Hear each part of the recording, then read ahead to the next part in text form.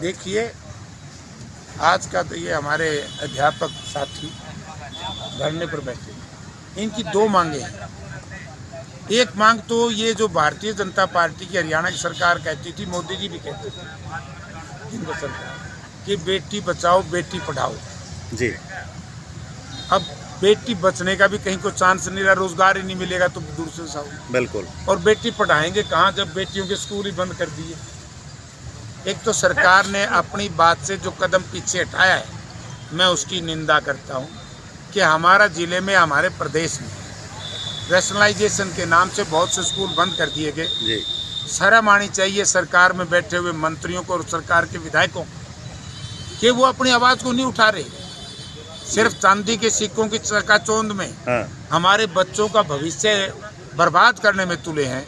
तो मैं सत्ता में बैठे लोगों से, जनता से निवेदन करूंगा कि इनका बहिष्कार।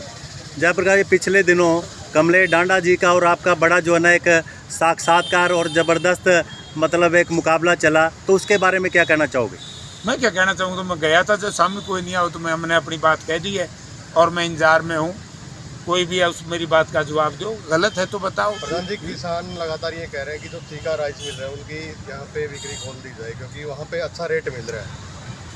मैं यही एक बात कहना चाहता हूँ कि यहाँ के व्यापारी का मतलब ये नहीं कि आड़ती, यहाँ के राइस मिलर जी, जो पीआर का काम करते हैं, हाँ, और यहाँ के फूड सप्लाई डिपार्टमेंट के अधिकारी मिले हुए हैं और मिलकर के किसान को लूट रहे हैं। और इस लूट की जिम्मेवारी भी यहाँ के भारतीय जनता पार्टी के सत्ता में बैठे सब नेताओं की जिम्मेवारी है।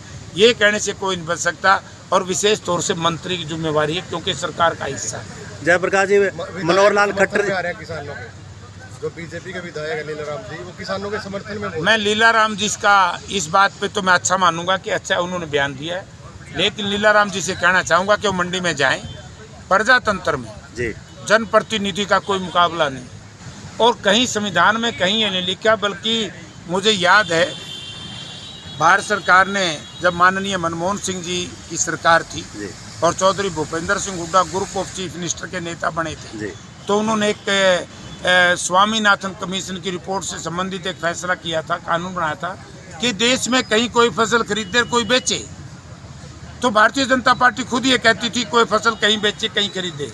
आज जिस तरह की पाबंदियां लगाई गई है, इससे भ्रष्टाचार की बू है, लोगों को लूटने का, किसानों को लूटने का षड्यंत्र है। और इसके लिए मैं लीलाराम जी से कहना चाहूँगा कि वो यहाँ बयान तो दें, मंडी में जाएं, फसल बिकवाएं, और डीएफएससी से पूछो कौन कानून है जिसके तहत पाबंदी लगा दी है, तो कानून दिखाएं।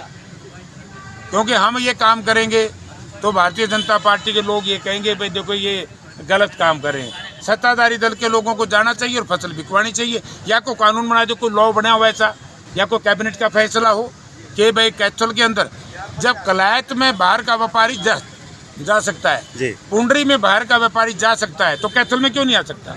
तो ये तो अधिकार राइस मिलर्स और यहाँ के फूड सप्लाई डिपार्टमेंट के अधिकारी मिले हुए हैं। और मैं डिप्टी कमिश्नर महोदय से भी निवेदन करना चाहूँगा कि ये बात मुख्यमंत्री के संज्ञान में तत्काल लाए। वैसे तो मुख्यमंत्री को ये CID वाले हमने जब देख लिया भाई JP आ गया, तो इनने इस बात के अंधे हो रहे हैं, इनको नहीं दिखाई दे रहा। ये अपनी रिपोर्टिंग करें और सरकार को बताएं कि लोगों में बड़ा भारी विरोध है, किसान को बुरी तरीके से राइस मिलर्स लूट रहे हैं।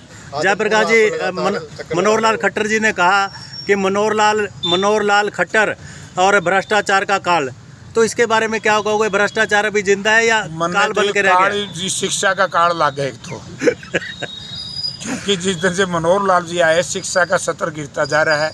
और जिस तरीके से हमारे एक अध्यापक साथी के ऊपर राजद्रोह का पर्चा दर्ज किया है, यानी कि अध्यापकों को दबाने और डराने का, कि निजीकरण का विरोध करे। जी बिल्कुल, ये तानाशाही तो है, एक जुल्म तो है। तो मनोहर लाल जी क्या का काल नहीं, मनोहर लाल जी तो इस प्रदेश का काल है।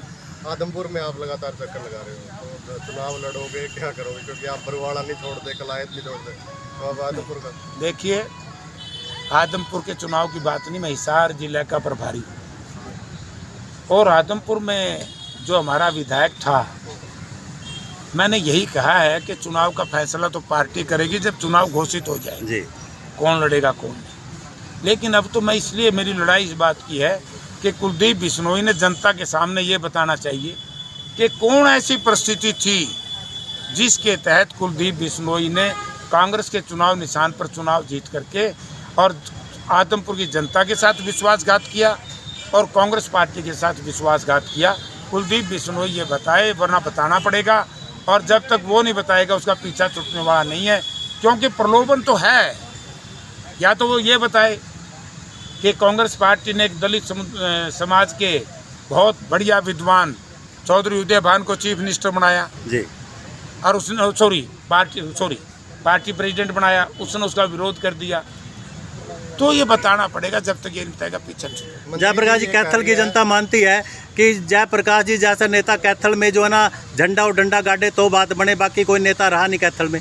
क्या जनता ये सही कह रही है कि ऐसा ही धाकड़ नेता चाहिए कैथल को? डंडा झंडा तो कैथल के लोग गाड़ रहे हैं। कैथल के लोगों के, कैथल की धरती पर कैथल के लोगों का झंडा है, कोई किसी का झंडा नहीं है। वो तो गड़ा ही रहेगा।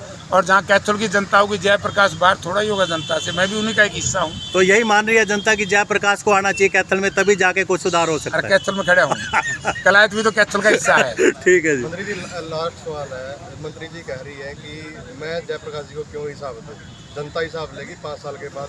अभी तो पेपर शुरू हुआ है, 3 साल हो गए।